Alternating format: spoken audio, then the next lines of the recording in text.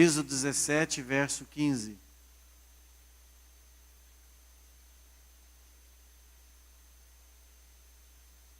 Diz a palavra: e Moisés edificou um altar e chamou o seu nome o quê? O Senhor é minha bandeira. Deus, fale conosco segundo a tua vontade, o teu querer, conforme, mediante a tua palavra, em o nome de Jesus. Amém. Vamos fazer uma recapitulada breve. Nós estamos vendo os nomes de Deus no Antigo Testamento e vimos sobre El. El é um nome cuja raiz indica poder. É Deus apresentado em todo o seu poderio, é quando ele é identificado como El. E aí há alguns nomes compostos com El. Ali, Elion.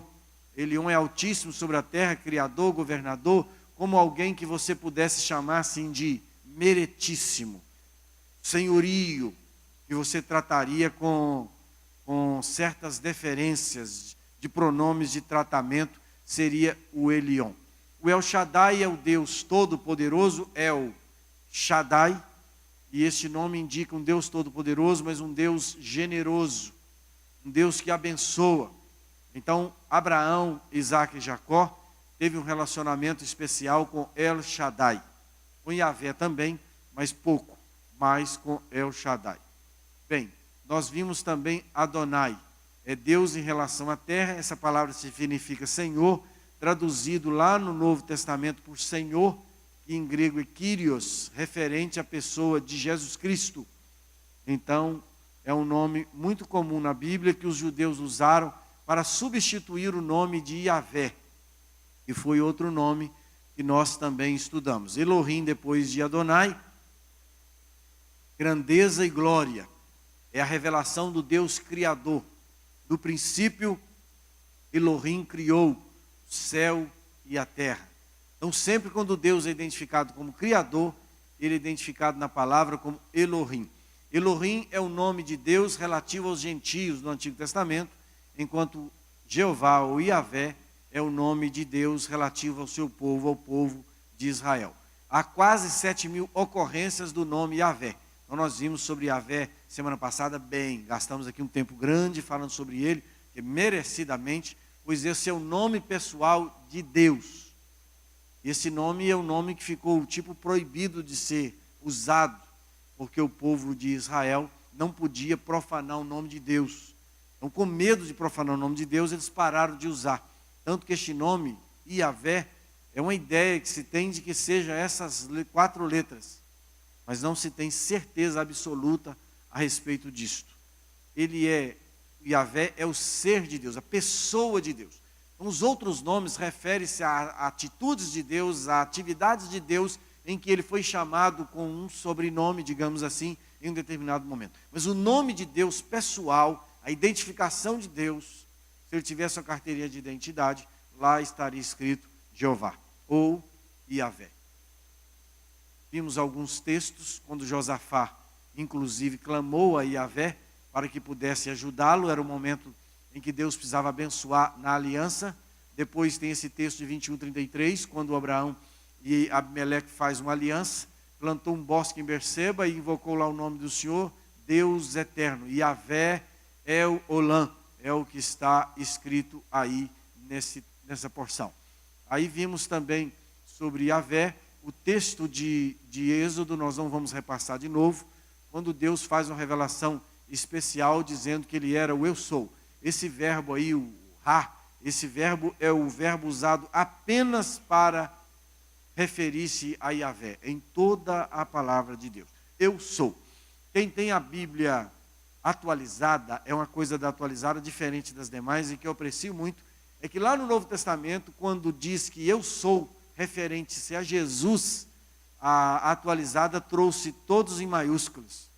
Eu acho isso muito importante, porque ali se refere a Yahvé, a Jeová, a mesma pessoa de Jesus, a divindade sendo apresentada.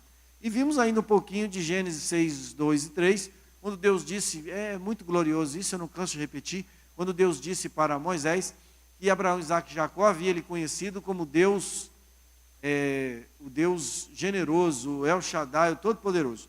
Mas como Yahvé, eles não tinham conhecido-o perfeitamente.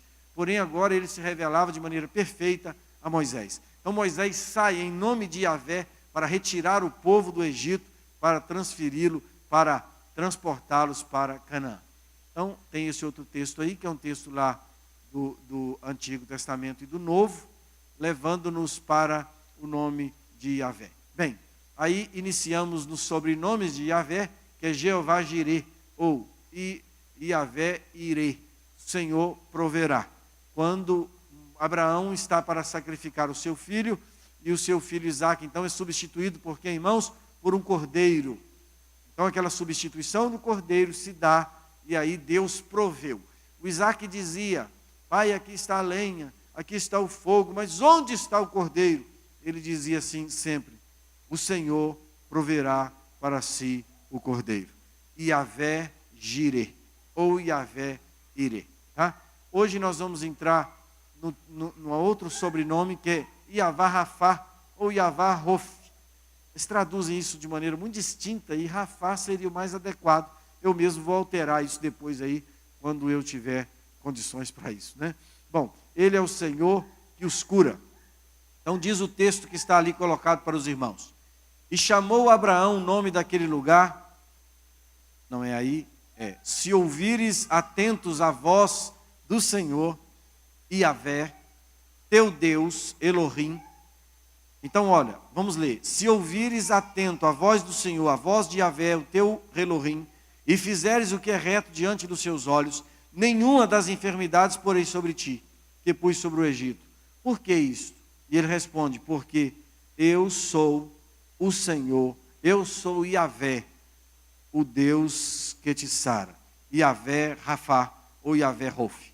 Usado no Antigo Testamento 70 vezes, significando, irmãos, restauração, significando cura, até mesmo médico. Sempre quando há esse termo Rafá, essas curas ocorrem no sentido físico, uma enfermidade física que a pessoa possua, uma enfermidade moral e uma enfermidade espiritual. Aqui eu penso que é novidade para muitos de nós. A ideia que se tem de Rafá é que ele é apenas Deus que cura enfermidades físicas. Não é essa a ideia? Não só mental, psíquica, todo tipo de enfermidade, moral, espiritual. Então ele é o Deus que sara, de verdade. Então quando nós estamos com a nossa alma azeda, o nosso coração entristecido, nós podemos clamar Yahvé Rafá, para ele nos curar na alma. Ele tratar o nosso coração, tratar o nosso pecado, se a enfermidade for uma enfermidade relativa a mesmo pecado. Então Jesus, ele é este Jeová Rafá no Novo Testamento. Irmãos, nós vamos tratar de um tópico especial sobre o Novo Testamento, mas aqui Jesus é esse Deus que cura as enfermidades dos teus filhos, dos filhos dele. Bem, vocês lembram daquela água amarga lá do deserto que chamava Mara? Mara significa amarga. Então as águas de Mara foram águas curadas. Deus curou as águas de Mara. E Jesus também é um Deus que cura as águas amargas da nossa alma e do nosso coração. Foi pensando nisto em que Jesus disse lá em João 3, ou 4, 13 e 14, quando ele proferiu as seguintes palavras: Jesus respondeu e disse-lhe: qualquer que beber desta água tornará a ter sede, mas aquele que beber da água que eu lhe der nunca terá sede, porque a água que eu lhe der se fará nele uma fonte de água a jorrar para a vida eterna. Então Jesus, ele é o Jeová Rafá. Ele é o Deus que cura, que envia águas especiais para curar a nossa alma. Ele é a encarnação da árvore da vida.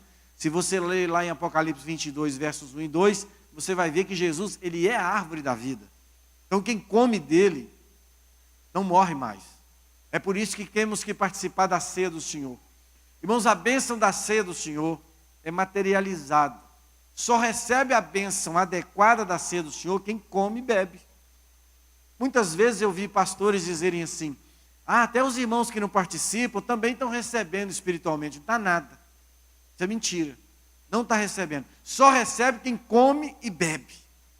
E essa bênção, assim como a do batismo, é reservada para quem participa de verdade, de fato.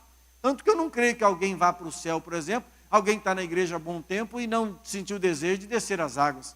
Não aceitou Jesus nada. Ou então é crente e não dá a mínima para a ceia do Senhor. Também não vai subir. Porque quem não come e não bebe dele, não tem parte com ele. E se não tem parte com ele, não é da família dele. É simples assim. O evangelho não tem muita coisa para esconder. Ou nada para esconder. É muito claro. Então Jesus, ele é esta fonte inesgotável de vida, ali a árvore da vida. Ele é a fonte de vida e de saúde. Então, em Apocalipse 22, 17, come-se, e ele é restauração para as nações e para a saúde das pessoas. O nome Jesus deriva-se de Josué, e Josué significa Jeová é salvação. Então, muito sugestivo o nome de Yeshua, o nome de Jesus, o nosso Senhor. Então, Jeová Rafá, o Deus que cura. Não o Jeová que cura apenas enfermidades físicas, mas toda sorte de enfermidade, Jeová Rafá cura. Amém? Que ele possa se manifestar no nosso meio com curas físicas. Irmãos, dificuldades no nosso meio. Nós clamamos a Yahvé Rafá que promova milagres de cura. Inclusive, neste momento, nós ficaríamos felizes e agradecidos a Deus e que Ele faça isso para a glória do nome dEle mesmo. Amém? Deus pode curar, irmãos, enquanto a gente está falando aqui, enquanto está cantando, né, Vitória? Deus pode curar, Deus pode transformar a alma da pessoa, transformar o coração, tirar as enfermidades do peso, do cansaço, da luta. No meu pequeno grupo tem um dos irmãos lá, dos discípulos, que ele sempre tem pedido por energia, me dê vigor. Eu estou muito cansado, estou exausto, não aguentando mais. Então tem hora que está assim, né?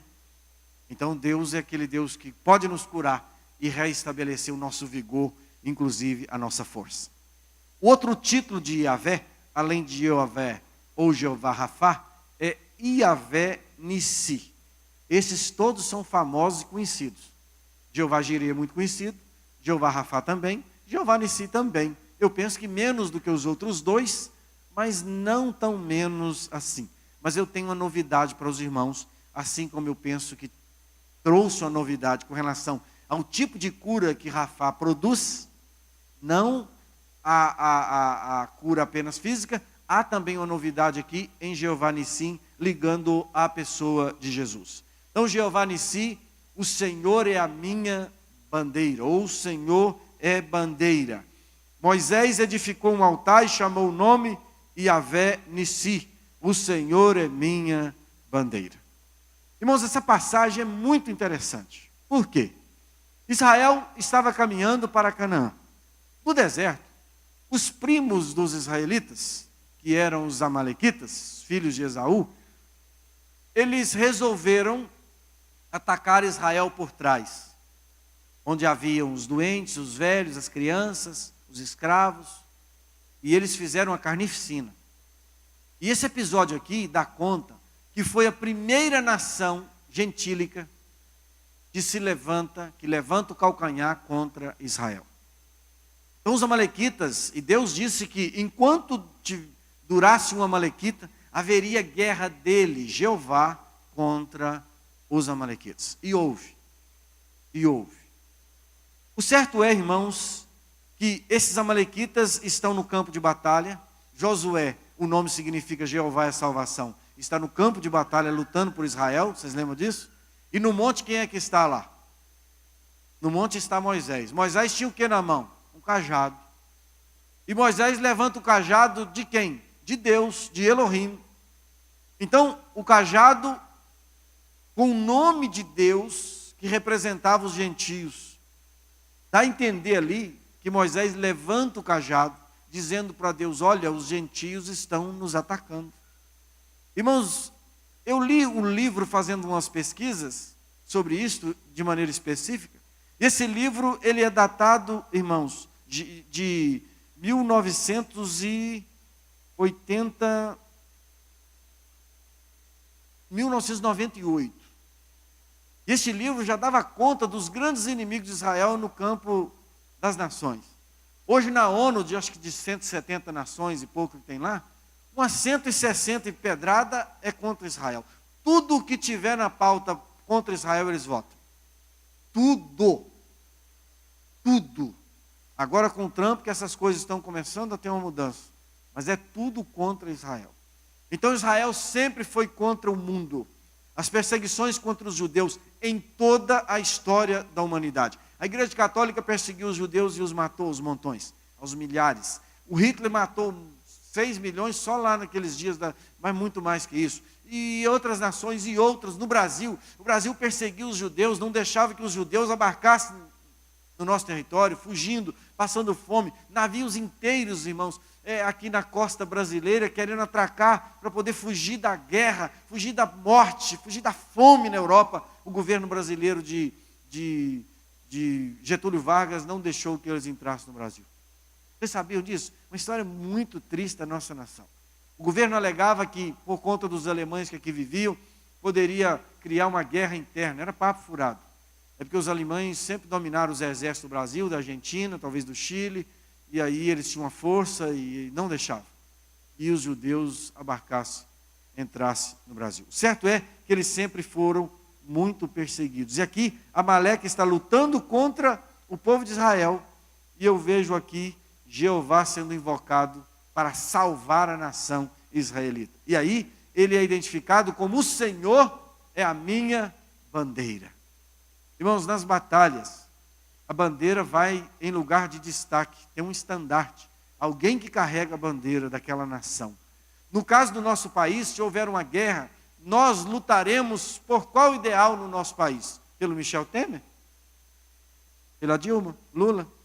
Ou qualquer outro? Nenhum desses. Mas nós lutaremos pela bandeira. Quem é que une a Inglaterra? A rainha. Ela une o Reino Unido.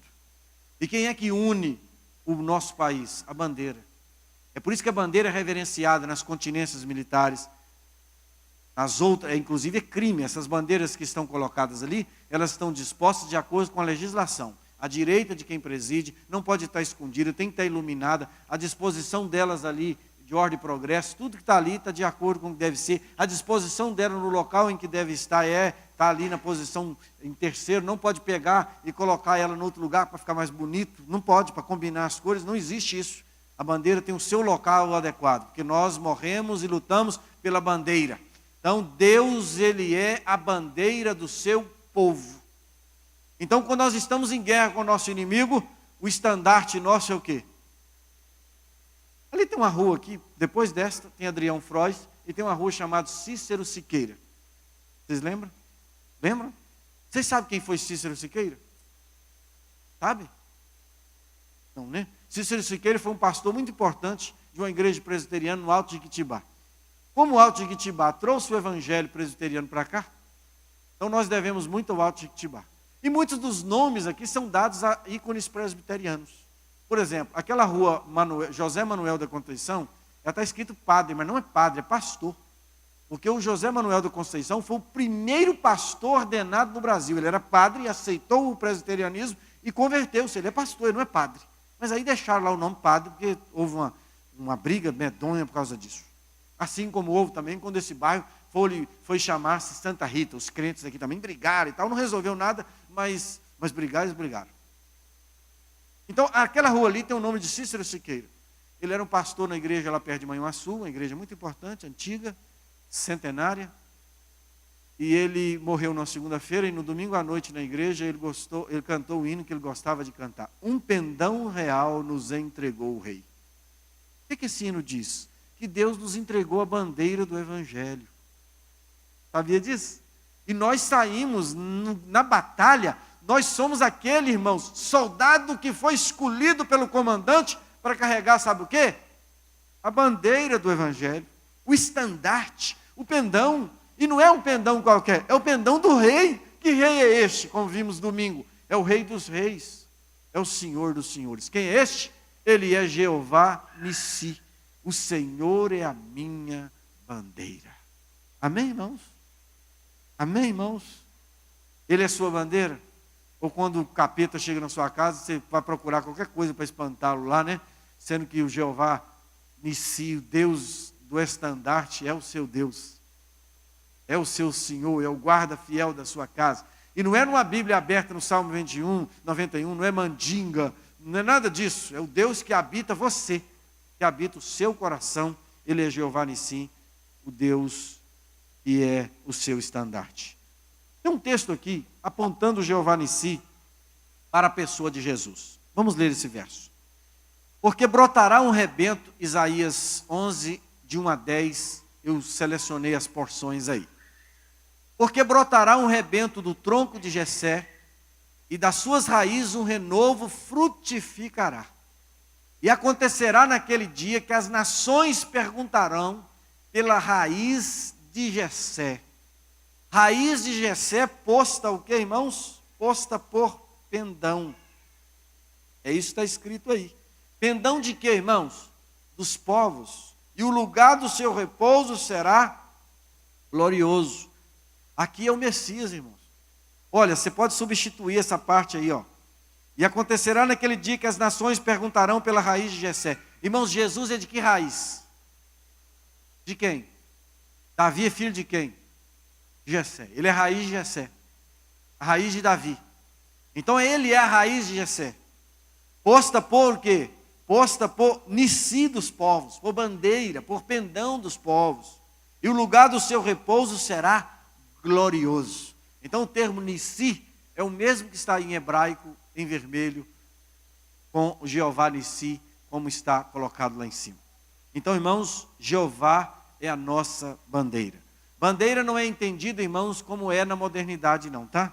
Isso precisa ficar claro, que a bandeira daquela época, ela tinha os símbolos que resplandeciam. Havia algo naquela bandeira que fazia resplandecer de longe. As pessoas identificavam aquela bandeira pelo objeto reluzente que na bandeira estava. Uma vez que o objeto era resplandecente, ele era visto. Isso aí nos mostra também, irmãos, simboliza, aponta para que o evangelho seja colocado, irmãos, lá no alto. A luz deve brilhar. Então nós, enquanto servos de Deus, devemos brilhar. A gente não acende um lampião e coloca ele debaixo do banco, não. Se for acendido um lampião aqui, será colocado no alto, para que ilumine a todos. Então o estandarte é algo que vai alto, altaneiro, o mais alto possível é o estandarte, e esse estandarte, ele brilha, não é assim? Sinal de libertação, sinal que Israel deveria voltar-se para Deus. Foi nisso que pensou Davi, quando escreveu o Salmo 4, verso 6, quando ele diz assim: Senhor, exalta sobre nós a luz do teu rosto. Ele está dizendo, faça com que o estandarte do Senhor seja visto, para que nós possamos saber que o exército do Senhor está chegando. Imagine você, está num lugar perdido, cheio de lutas e provações e problemas e dificuldades, perseguições, e você se sente só, abandonado, com sede, com fome, com frio, maltrapilho, e você só lhe resta a morte, que você luta contra ela, e de repente você escuta estrondo de carros e cavalos, e quando você olha é a bandeira do exército do seu país. Você ficaria muito feliz, não ficaria? Não ficaria? Quando eu viajo por aí, eu tenho um morro de medo de polícia do Rio, de Espírito Santo e de um monte de lugar, da Bahia. Mas quando eu entro em Minas Gerais, que eu vejo as viaturas da PM de Minas, eu fico tranquilo. Eu me sinto seguro. Eu não tenho histórias, não há histórias de dificuldades envolvendo nossa polícia, com relação a passageiros, viajantes, não há nenhuma. E há das outras, há muitas, infelizmente. Então eu me sinto em casa, não é assim? Então nós nos sentiríamos em casa se virmos o exército do Altíssimo tremulando o estandarte. O estandarte era a coisa primeira a ser vista. Atrás da montanha do outeiro, lá vem o exército do Todo-Poderoso e a bandeira dele já brilha. Glória a Deus, irmãos. A bandeira da vitória, porque o nosso Deus é um Deus de vitória, e Ele é a minha bandeira, Ele é o meu estandarte. O Pratini, que é um autor que eu pesquisei, ele observou que na caminhada do deserto, o Amaleque é o primeiro dos inimigos, dos pagãos, eu repito aqui essa palavra, que se opõe a Israel, e hoje Israel continua vivendo com os mesmos inimigos. Irmãos, Israel é cercado de inimigos. A Síria ao norte, o Egito ao sul, Jordânia a leste, e por aí vai. Só países poderosos, fortes, e aí tem os outros arqui-inimigos, Irã, Iraque, Rússia, e tantos outros poderosos países que querem destruir o povo israelita. E muita gente na igreja, mas muita mesmo, que acha que o evangelho você prega e não precisa falar de quem não está pregando certo. Fala só o certo aí, pronto, faz a sua parte. Quase que termina com que eu te ajudarei, né? Só não encerra com isso, mas falta isso. Irmãos, a igreja tem a obrigação de falar o que é certo e o que é errado. O pastor tem a obrigação de denunciar o pecado, seja ele qual for. E o pecado da heresia, ele é mais perigoso na vida da igreja do que pecados de qualquer ordem. Quando o altar, ele é de alguma maneira vituperado, envergonhado, seja por uma coisa mínima, o nome de Deus é vituperado. E quando a heresia é pregada no altar, quando uma música mundana é cantada, tocada no altar da igreja, o nome de Deus é vituperado. Quando numa festa de casamento dos filhos de Deus se coloca funk, se usa bebidas alcoólicas e se faz orgias, porque isso é orgia a Satanás, o nome de Deus é vituperado. A bandeira de Deus não pode ser levantada naquele lugar. E nós temos que denunciar. Estou dizendo isso aqui bravo, porque teve uma oportunidade dessa aí, uma jovem da igreja, eu não sabia, tocou aqui Luan Santana. Eu não conheço Luan Santana, não gosto daquele vesgo e nem da música dele. Então eu não conheço nada, mas tocaram aqui no altar instrumental. E nós vamos reunir o conselho, vamos conversar sobre isso. E agora nós queremos ver as músicas. E não me chama para ir em festa se tiver bebida, não me chama. Eu não vou. E se eu for, vou sair de lá assim, de qualquer jeito. Inclusive para todo mundo ver que eu não compartilho, não compactuo com essas coisas. Eu vou na festa onde tem cachaça, bebida, ladrão, bagunceiro, tudo. Mas tem que ser a festa do ímpio, não a festa do crente. Eu vou, irmãos, num monte de casamento que tem cerveja, tem tudo. Inclusive eu saio antes, porque em muitos lugares eles me esperam sair. E eu sei disso, eu casco fora mais cedo. Eles fazem a bagunça deles. Tem mais respeito do que muitas festas de crente.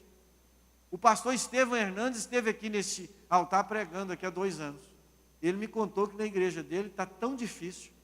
E ele disse, eu não vou em nenhuma festa de casamento. Que toda festa de casamento da igreja dele, pelo menos vinho eles estão servindo. Abundante. E as pessoas estão se embriagando. E ele disse, pastor, eu não compactuo, eu não gosto disso, bato nisso, não aceito isso. Isso aqui acontecendo nessa igreja. Não falar dos outros lá na Paraíba, vamos falar de nós. Luan Santana? Luan Santana? E o palhaço aqui fazendo esse tipo de casamento. Não faço mais. Não compactuo com isso. E se o conselho falar assim, não, pode tocar Luan Santana, então arranja outro para fazer os casamentos. Eu aqui não fico. Não fico mesmo. Não é só Luan Santana, não, irmãos. Pode ser Roberto Carlos, pode ser Djavan, qualquer outro. Lá, a gente tolera um musical de um desenho que não seja um desenho demoníaco e só tocado, instrumental. Vá lá, passa. Aí, toca música clássica, as músicas clássicas do casamento, toca os hinos da igreja, lindas músicas que nós temos, por que não? Por que tem que tocar Luan Santana? É uma afronta, é um escárnio que se faz na casa de Deus.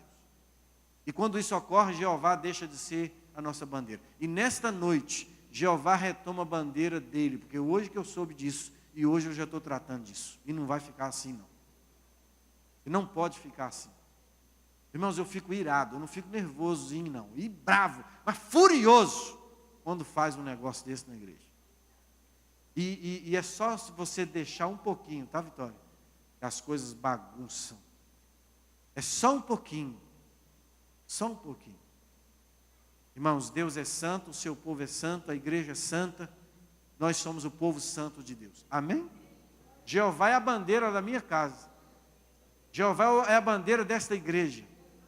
Ele é a bandeira de Israel, é a bandeira dessa igreja, é a bandeira da sua vida, da sua casa, da sua família. E como é que um casal começa a vida matrimonial para invocar a bênção do Todo-Poderoso no altar com músicas profanas que impedem o Espírito Santo de atuar? Tudo que for feito, irmãos, não é feito. É só perda de tempo. Eu podia ter ficado em casa tranquilo, curtindo minha família, e descansando, ou passeando, ou estudando, lendo a Bíblia, orando, fazendo qualquer outra coisa. Estamos aqui, fica esperando aqui horas para entrar aquele cortejo, e se fosse fúnebre seria melhor, não é? E aí fica os palhaços aqui, escutando uma bobagem dessa. Eu estou furioso, vocês não têm ideia de quanto eu estou nervoso com isso. Luan Santana. Estou falando isso aqui e vou falar mais. Vou falar mais. Deixa eu esquecer o Luan Santana para eu continuar aqui. A ordem batalhar, como se tudo dependesse de nós. Como é que o crente se porta, Jesuína, diante do Evangelho? Ele é o embaixador do reino de Deus na terra. Amém? O reino de Deus está nele. Ele representa Deus onde ele chega. Irmãos, perca isso. Você vai perder tudo na sua vida. Perca esse brilho do estandarte que está lá na bandeira do Jeová Nissi. Você vai perder tudo que você tem. Perca. E orar como se tudo dependesse de Deus. A igreja, irmãos, ela tem 2 remos. Ela navega bem quando os 2 remos estão em funcionamento. Um remo é o remo da fé. Tudo é de Deus. É para Deus, depende de Deus. O outro remo é o remo das obras. Temos que trabalhar. Temos que fazer. Não cai do céu, não. Deus manda, mas manda se nós clamarmos, se nós pedirmos, se nós buscarmos, se nós batermos. Foi o texto da oração quarta passada, foi esse. Pedir, bater, buscar e bater. Tem que ser nesse nível aí. Então, Jeová Nissim, estamos conversados? Então vamos passar para outro Jeová, e aí depois vocês vão poder falar. Eu espero falar de pelo menos mais, talvez mais 2 aqui hoje ainda. Apesar que tem um aqui que é normão, talvez não consiga. Vamos falar agora de um menos conhecido. Pouco menos conhecido, mas não tanto quanto os outros que nós falamos. Vamos falar de Jeová ou Yahvé Kadash. Esse Yahvé Kadash refere-se ao Deus Santo que santifica. O Senhor santifica. O texto diz assim, Levítico 20, verso 8. E guardai os meus estatutos e cumpri-os. Por quê precisa ser feito isso? Porque eu sou o Senhor. Eu sou Yahvé Kadash. Eu sou Yahvé que vos santifica. Então, Ele é o Deus que nos santifica. Irmãos, essa santificação, o significado principal dela é separação. Separado.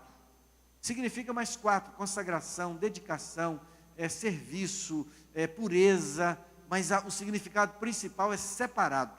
Então Deus é um Deus separado da obra criada, e conquanto Ele requer que seu povo também seja santo, seja puro, seja consagrado, seja santificado. Esse nome representa ou expressa o caráter de Jeová, e o mesmo caráter que Ele quer de seu povo. Assim como Deus é santo, nós também devemos ser santos. Qual é o padrão de santidade que nós devemos almejar? O padrão de santidade de Deus, porque Jeová é Kadash, Jeová é santo Deus. Lugares, dias, tempos, anos, pessoas eram separadas para Deus. 6 dias trabalharás e no 7º é do Senhor, não é? As primícias das ovelhas, as primícias dos cordeiros eram separadas para quem? Para o sacrifício, hein? As primeiras coisas, as primeiras colheitas, as boas, eram separadas para oferecer a Deus. Olha só que coisa maravilhosa. Eu conheci um pastor e aprendi isso com ele. Eu já fazia, mas aí eu fui mais incentivado a fazer. Ele separava o dinheiro do mês, as ofertas de toda a família. E ele procurava as notas mais limpinhas, mais bonitas, para que os filhos pudessem também dar as suas ofertas. Ele queria apresentar no altar de Deus o melhor que ele tivesse. Até mesmo não oferecer no altar nenhuma oferta rasgada. Quantos traz a prata depois que ela já desgastou, não dá nem para ler mais, o banco nem aceita, aí joga ela aqui, não é? Ou então a nota toda rasgada, colada de durepox e mais não sei o quê, vem e joga ela aqui. Não tem mais nada, isso é capaz de não aceitar não, joga de oferta. Não é assim, irmãos, que é na casa de Deus e para as coisas de Deus. Não é assim que funciona. O dízimo, na minha lista de coisas a acertar, a primeira coisa é o dízimo. Eu não negocio para baixo não, minto, eu não negocio para cima, só para baixo. Para cima não é meu, não posso tocar, nunca toquei no dízimo. Nunca tive coragem, espero morrer sem ter coragem para isso.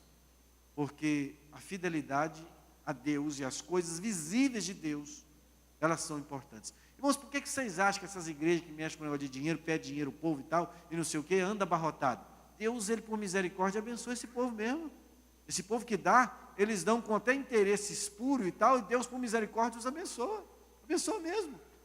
Conheço pessoas várias que não é crente nem nada, é mundano, mas vai lá todo mês e entrega o dízimo. Porque a partir do dia que entregou o dízimo, a coisa melhorou, mudou e tal. É um negócio esquisito.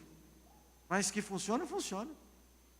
Aqui tinha um mototaxista que ele bebia cachaça e mexia com mulherada, e era um mundano.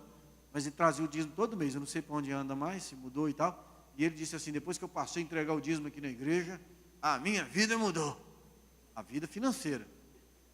Ele não estava muito interessado nas outras áreas da vida. Nós estávamos, né? Falamos de Jesus para ele, né, Jorge? Mas ele era abençoado. É abençoado. Então, esse tipo de bênção, você é abençoado se você compartilha. Senão, você não é. É por aí. Eu não estou falando de ter dinheiro, estou falando de ter prosperidade. Prosperidade é diferente de ter dinheiro. Conheci gente na minha vida ricas e sem prosperidade nenhuma. Eu era pobre, empregado e emprestava dinheiro para os meus patrões. Teve uma época que eu estava meio agiotando, né? Um negócio meio esquisito. Eu estava emprestando um pouco de dólar que eu tinha, 5% no dólar. Eu estava ganhando bem. Teve uma época que estava até mais do que o meu salário. Estava essa agiotagem, estava funcionando bem. Meu patrão, rico, pegando dinheiro comigo, pobre, de marré. O que isso significa? Prosperidade, irmão. Bênção de Deus. E para os outros, aperto, lutas. É assim. E não é isso comum, é incomum, não, mas isso é muito comum, você vê isso por aí. Bom, mas vamos falar ainda de Kadash. A santidade equilibra todos os outros atributos de Deus. O Pratney, ele cita um teólogo escocês chamado Stone, que é pedra em inglês. Ele escreveu sobre a santidade nos atributos de Deus assim. Acompanhe comigo. O poder sem a santidade se degeneraria em crueldade. Então, a santidade faz com que o poder seja tratado à medida exata. Onisciência, o Deus que sabe de tudo, sem santidade, se tornaria malícia. Então, tem gente que é onisciente, sabe de tudo quanto é conversa que está no planeta, ele sabe, né? Mas não é onisciência, é malícia. Justiça sem santidade se degeneraria em vingança. Então a vingança não ocorre, ocorre justiça, porque Deus é um Deus separado, santo.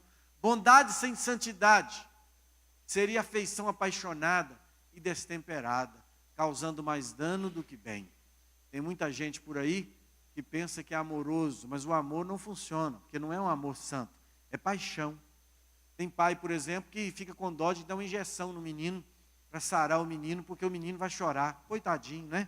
Vai ter febre com a injeção, coitado. E não dá remédio amargoso, não dá boldo, não dá nada, não dá melão São Caetano. Tem que dar estudo, a molecada tem que aprender isso cedo. Estou falando sério. E a vida é amarga, igual aquilo mesmo. Tem que começar cedo.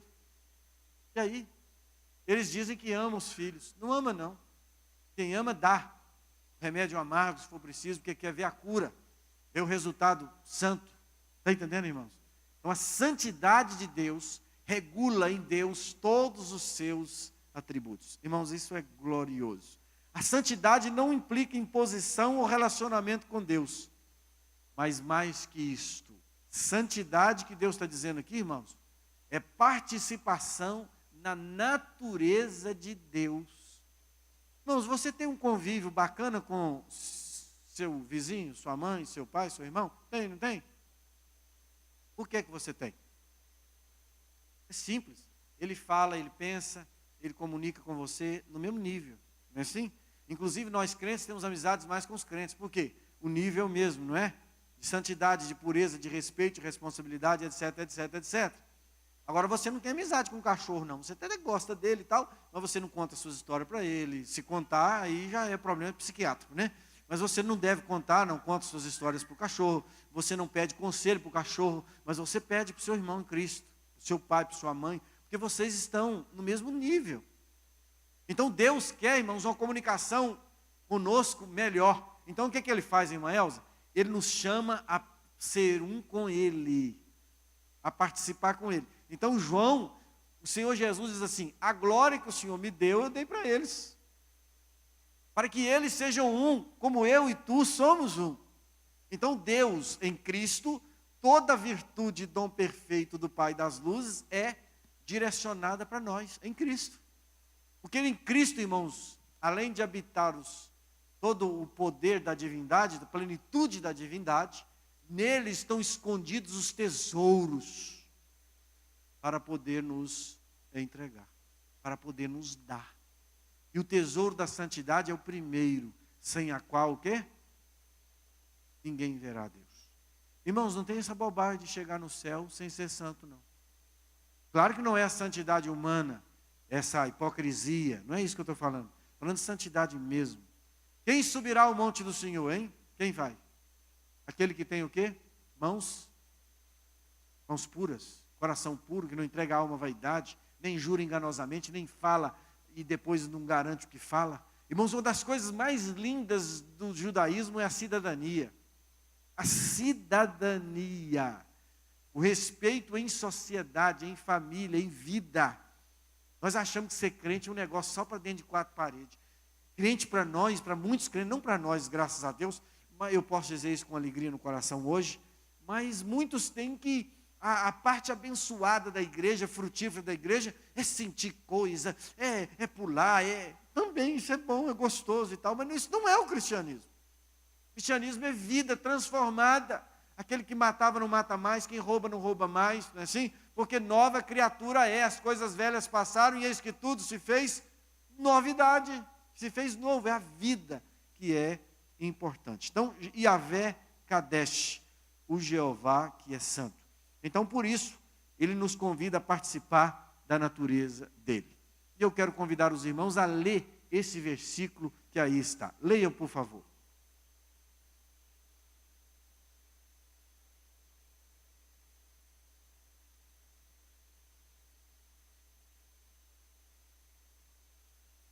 Eu separei para ser o quê? Meu, diz o Senhor. Então vocês sejam santos, porque eu sou santo. Eu quero falar com vocês, eu quero dormir na sua casa, quero comer com você, quero tomar banho com você, quero passear com você, eu quero viver em você. E por isso você precisa de santidade, porque como é que eu vou habitar num lugar impuro? Glorioso isso, irmão. Deus habita o seu coração, irmão. Irmãos, uma das mentiras maiores que o diabo fala é que Deus não habita você, ele te habita sim. Ah, mas eu sou fraco, eu sou falho, não tem problema, ele vai te fortalecer. Só que ele quer habitar mais e quer mais comunicar mais. Outro dia alguém ligou para mim e falou assim: ô pastor, eu não sinto Deus, Deus está tão distante. Eu falei: eu sei que está correndo dele. Só isso. Ele não está distante, ele está perto daquele que o clama. Não está, irmãos? Não está? Ele é El Roi, o Deus que vê, que compartilha, o Deus que se comunica. É aquele Deus que atendeu Agar em 2 momentos da vida dela. Ele foi lá e se manifestou, dizendo para ela: eu estou vendo o que está acontecendo com você. Então, quando a pessoa chega nesse nível, é porque ela está numa situação espiritual, parece que muito decadente mesmo, né? E aí, irmãos, nós temos uma sugestão muito importante, que o Espírito Santo habita o crente para separá-lo com um propósito. Por que o Espírito Santo separa o crente? Para quê? Para Deus. Para que o crente seja de Deus. Para que o crente tenha comunicação com Deus. E nós que somos filhos de Deus, quando nós vamos pecar certos pecados, nós temos que quase que brigar com o Espírito Santo para conseguir. Nunca aconteceu isso com vocês, não? Comigo já. Você tem que brigar para você ficar livre do Espírito Santo. Porque você tem dono. Você sabe de quem é. Você tem um protetor, você tem um penhor. Então ele te guarda para que você seja de Deus. E aquele que é de Deus, o maligno, não lhe toca. Irmãos, porque Jeová de sim é nossa bandeira. É o Jeová Kadash, ele é santo, está em nós estamos nele. Nós participamos da natureza de Deus. Por isso nós podemos ser chamados família de Deus, herdeiro de Deus e co-herdeiro em Cristo Jesus. Toda a providência de Deus para tornar o crente santo, para se relacionar com o santo. Nós falamos pouco disso, irmãos. E às vezes falamos sem propriedade. Nessa noite nós estamos falando com propriedade. A santidade tem um propósito de nos separar para sermos de Deus, para participarmos da vida e da natureza de Deus. Amém, irmãos? Os mais aqui nós temos Yahvé Shalom, Sevaot, Sidecano, Chamá, Elion, Roi, de novo Roi. E o último, que é o primeiro e último, Ri, Shou, Acharol. Nome estranho, né? Nós nunca lemos esse nome aqui com facilidade na Escritura. Eu não vou adiantar mais, porque o próximo, que é Jeová Shalom, é o Deus de paz. Ele é muito grande em comparação, e eu passaria das 9, e eu penso que os irmãos estão cansados demais para passar das 9. Amém?